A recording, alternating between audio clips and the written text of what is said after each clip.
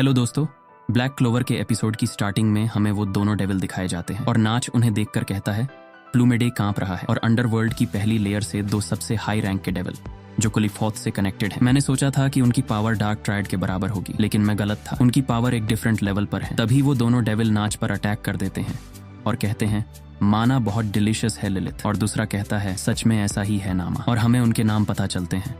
इसके बाद scene shift होता है और हम बाहर का सीन देखते हैं और वो लोग कुछ देखकर बहुत शॉक थे। और तभी हम बाहर बहुत सारे डेविल्स को देखते हैं जो उन्हें खाने के लिए आगे बढ़ रहे थे, और ये देखकर बाहर खड़े सभी लोगों का सिस्टम हैंग हो जाता है क्योंकि वो उस किंगडम की तरफ बढ़ रहे थे। इसके बाद हम मीरियोलियोना को देखते हैं जिसे वही माना फील हो रहा था। तभी वो भी कुछ देखकर बहुत ज्यादा शॉक होती है। इसके बाद हम उसी डीमन को देखते हैं जो हील हो गया था, और उसे देखकर मीरियोलियोना कहती है असली लड़ाई तो अब शुरू होती है। इसके बाद सीन शिफ्ट होता है और हम यूनो को देखते हैं जिसने जीनन पर अटैक कर दिया था और कहता है इट्स ओवर जीनन, लेकिन जीनन कहता है नाइस ट्राई, लेकिन नहीं। और दूसरी तरफ हम शार्लेट को देखते हैं जिसने अपने मैजिक से वेनिका को कैद कर लिया था। इसके बाद हम डांटे को देखते हैं जो कहता है पहला गेट ओपन हो गया है। इसके बाद वह तीनों अपनी 100% डेविल पावर को यूज करते हैं और तीनों ही अपनी न्यू फॉर्म में आ जाते हैं। इसके बाद डंटे जैक द रैपर को अपने पास खींचता है और उस पर मैजिक से अटैक करता है और उसके सभी ब्लेड्स को तोड़ देता है। इसके बाद हमें शार्लेट के हेलमेट को देखते हैं जो हवा में उड़ रहा था, और रिल कुछ देखकर बहुत ज्यादा शॉक था। इसके बाद हम वेनिका को देखते हैं जिसने शार्लेट के ऊपर अटैक कर दिया था, और इसके बाद हम जीनॉन को देखते हैं जिसने यूनो पर अटैक कर दिया था। और यूनो अपने मन में सोचता है उसकी बोन्स की रिजेनरेशन और अटैक की पावर अब और भी ज्यादा बढ़ गई है, और मैंने जो डैमेज उसकी बॉडी के ऊपर किया था वो भी हील हो गया है। और जीनन कहता है क्या कहा तुम्हारी जीत, वो तो तुम्हारा एक सपना था। इसके बाद हम नाच को देखते हैं जो अपनी 4 साइड का यूज करते हुए कहता है वो हर जगह है, अगर मैं मोरिस को खुला छोड़ दूं तो सिचुएशन और भी बिगड़ जाएगी। लेकिन सबसे पहले हाई रैंक के डेविल्स क्या करने वाले हैं ये कहा नहीं जा सकता, और किसी को उन्हें भी उलझाए रखना होगा। और अगर हम जीतना चाहते हैं हमें मोरिस को हराना होगा और उन डेविल्स को कंट्रोल करना होगा। और उसे अस्टा की याद आती है और आगे कहता है हम इस प्लेस में मर भी सकते हैं। और दूसरी तरफ हम जीनॉन को देखते हैं जो कहता है जैसा कि मैंने कहा तुम ही मरोगे, लेकिन तुम्हारे पास वापस जाने की कोई जगह नहीं होगी। और उसकी बात सुनकर यूनो कहता है इसका क्या मतलब। इसके बाद हम कुछ बच्चों को देखते हैं जो एक जगह पर इशारा कर रहे थे, और तभी आसमान से किसी डीमन का पैर आता है। इसके बाद हम वहां का लुक देखते हैं, किसी ने उस डीमन को वहां पर समन किया था, और उस डीमन को वहां पर देखकर सभी लोग बहुत ज्यादा पैनिक हो जाते हैं। इसके बाद सीन शिफ्ट होता है और हम एस्टा को देखते हैं। इसके बाद सीन फिर से शिफ्ट होता है और हमें उन दोनों डीमंस के बारे में बताया जाता है।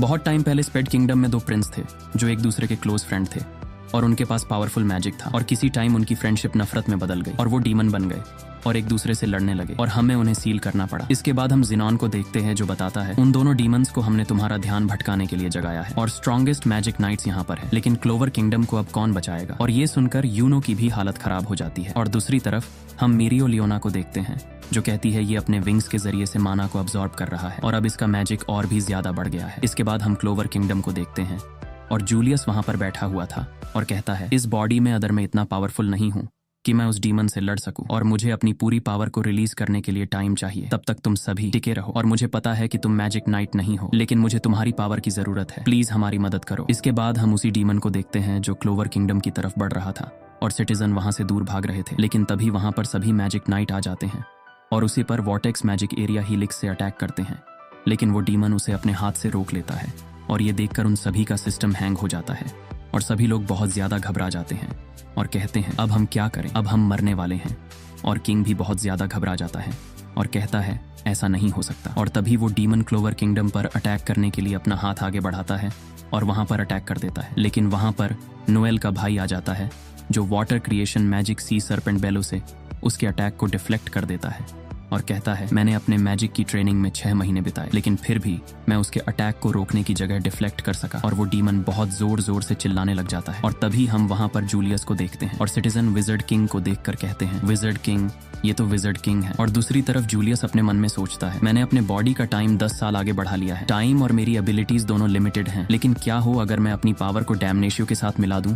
और डैमनेशियो चिल्लाते हुए कहता है शुरू करो, और जूलियस उसके एक हाथ को पकड़ लेता है और अपने मन में कहता है मुझे और पावर दो, लेकिन तभी उनका मैजिक टूट जाता है और ये देखकर जूलियस बहुत ज्यादा शॉक होता है और कहता है मेरा टाइम पूरा हो गया है, लेकिन क्यों ये बहुत जल्दी है। और दूसरी तरफ डैमनेशियो कहता है मैं इसे और ज्यादा टाइम तक नहीं रोक सकता। तभी वो डीमन अपना अटैक बनाने लग जाता है, लेकिन तभी विजार्ड किंग के पास से आस्टा निकलता है और ये देखकर विजार्ड किंग कहता है ये तो आस्टा है, और आस्टा उसके अटैक को काटते हुए लीब से कहता है शुरू करो, और आस्टा अपने डेविल यूनियन मोड में चला जाता है और उसके अटैक को काट देता है। इसके बाद हम जीनन को देखते हैं जो कहता है अब क्लोवर किंगडम को डिस्ट्रॉय होने से कोई रोक नहीं सकता, और यूनो हंसते हुए कहता है 1% है। इसके बाद हम आस्टा को देखते हैं उसके डेविल यूनियन मोड में और कहता है इस पॉइंट तक हमारी डेविल यूनियन सिर्फ 5 मिनट तक रहेगी। तभी वो डीमन अपने हाथ से अस्टा पर अटैक कर देता है और अस्टा कहता है हम इसे तुरंत हरा देंगे, और अपने एंटी मैजिक से उस डीमन का हाथ बीच से काट देता है, और उस डीमन को आस्टा की बॉडी के अंदर एक डेविल नजर आता है। और ये देखकर सिटीजन कहते हैं एक डेविल हमारे लैंड को डिस्ट्रॉय करने के लिए एंशिएंट डीमन की मदद करने आया है। तभी हम आस्टा के फैमिली मेंबर्स को देखते हैं जो कहते हैं नहीं,